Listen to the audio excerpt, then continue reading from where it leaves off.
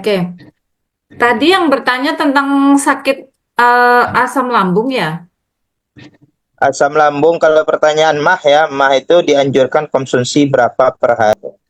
Oke, gini Bapak Ibu, untuk sakit lambung itu sebenarnya sakit lambung itu kan bermacam-macam ya, tidak hanya satu. Dan orang sakit lambung itu kadang-kadang begini, eh, lambungnya itu sensitif juga terhadap sesuatu. Contoh nih, contoh. Ada pasien saya kan sudah bilang jangan makan pedas, jangan asem, kemudian untuk konsumsi susu jangan dulu. Tapi mereka aman. Kopi itu logikanya kalau minum kopi itu untuk orang sakit lambung biasanya itu kan langsung kena kafeinnya itu ya. Tapi ada loh yang orang sakit lambung itu tahan kopi, tapi malah susu nggak tahan. Nah ini makanya ini tidak bisa kita serta-merta oh begini gitu tidak. Tapi saran saya, untuk penderita sakit lambung apapun jenisnya, baik itu gastritis, ulkus peptikum, GERD, atau mungkin apa namanya, psikosomatis, macam-macam ya Bapak Ibu. Jadi kalau kita membahas tentang sakit lambung, itu sekarang itu hampir 80% penduduk Indonesia itu mengalami keluhan lambung. Nah, penyebabnya itu ternyata setelah saya baca literasi berbagai masalah, kenapa sih saya kan penasaran ya, kenapa orang Indonesia ini banyak sekali. Ternyata eh, yang penyebab paling berat itu Bapak Ibu, ternyata tepung yang diminyai Bapak Ibu. Jadi sedikit saya biar nanti penjelasan saya ini kaitannya dengan susu apa gitu ya.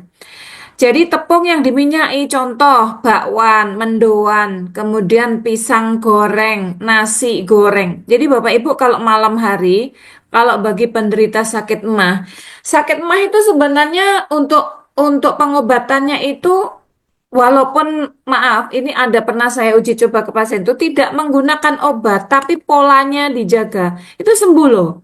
Nah, kebetulan kemarin itu ada kasus seperti ini, saya kasih tahu minumnya air hangat, kemudian minum susunya ini saking hati-hati saya suruh setelah makan, jangan perut kosong, karena apa menjaga kalau mungkin dia ini sensitif terhadap asam susu gitu kan. Padahal ini kan sifatnya etawa ini kan basa, tapi ada beberapa orang ketika lagi emahnya kambuh itu minum susu itu malah timbul masalah.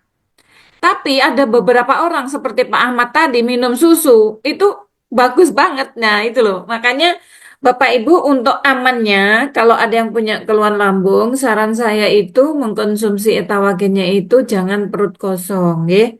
Jadi setelah makan 1 jam gitu baru minum.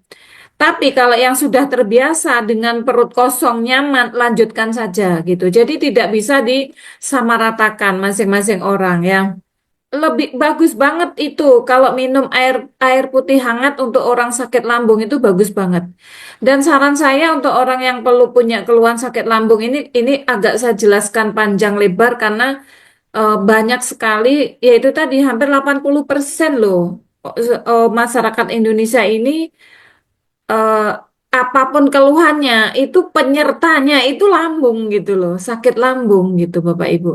Dan sakit lambung ini ternyata banyak sekali, benar-benar banyak. Sampai kemarin itu ada yang konsultasi itu minum air putih aja sudah sakit, berarti itu sudah luka atau ulkus peptikum namanya. Jadi ada luka, bahkan ada yang borok sampai kalau sudah begitu pokoknya waspadai bener asam lambung ini Bapak Ibu. Kalau lagi kambuh bener-bener harus dirawat. Makan bubur dulu. Nah ini loh, makan bubur dulu. Jangan makan yang asam, pedes, santan, gorengan. Bener-bener program 10 hari ya. Nggak usah sampai sebulan. Kalau 10 hari belum baik, langsung sebulan. Jadi obat-obat yang diminum itu sepertinya hanya sesaat saja ngebantunya. Tidak bisa menyembuhkan. Ya. Kaitannya dengan etawagen, kalau memang tidak ada sensitif terhadap asam susu, itu bagus banget etawa ini karena sifatnya itu basa, Bapak Ibu. Kalau asam susu itu jangan dikaitkan dengan asam basa ya. Memang ada jenis asam amino, bukan asam yang membuat basa atau asam ya. Jadi boleh banget disarankan mengkonsumsi etawagen ini karena secara teori etawa ini akan membantu untuk menormalisir ya apa namanya asam lambung yang berlebih ya.